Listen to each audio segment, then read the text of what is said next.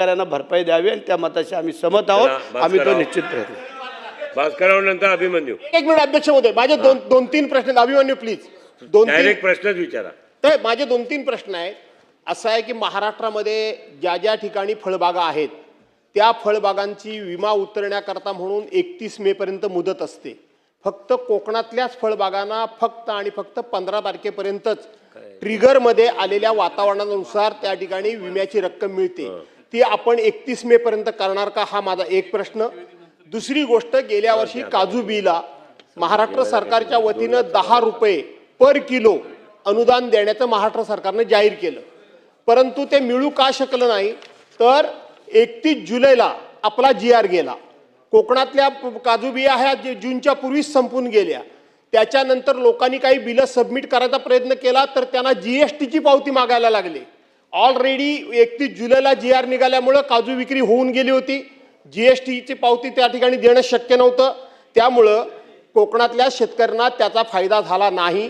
पुन्हा ती 10 रुपये किंवा 15 रुपये काजू बिला, हो एक मंत्रींचं निवेदन पण आहे आता ते करू, 15 रुपये देण्याच्या दृष्टीनं आपण तो GR पुन्हा काढाल का, हा माझा दुसरा प्रश्न।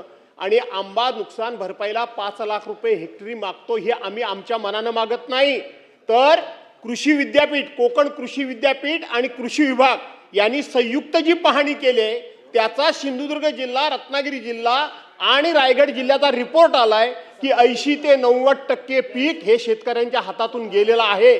त्यामुळं आम्हाला ही मदत मिळणार का, हे 3 प्रश्न। चला, हो, या आमची तयारी आहे दादा, काळजी नको। भास्कररावने अत्यंत महत्त्वाचा विषय केलेला आहे की जी आपली काजू विक्री असते ती जुलैपर्यंत काय जात नाही, ती अगोदरच त्याचं संपवते, हे म्हणणं बरोबर आहे। आणि त्यासाठी जी तुम्ही भरपाई मागताय, आमची तयारी आहे ना भरपाई द्यायची, किती द्यायची, काय द्यायची, आम्ही सगळे बसून ठरवतो। हे का आता मंत्री महोदय आले, मगाशी चर्चा झाली, सगळ्या मंत्री घेतो, तुम्हालाही सगळ्यांना बोलवतो आणि याच्यावर ठोस निर्णय काढून हा विषय निकालात काढतो। चला, मंत्री महोदयांचं एक निवेदन आहे।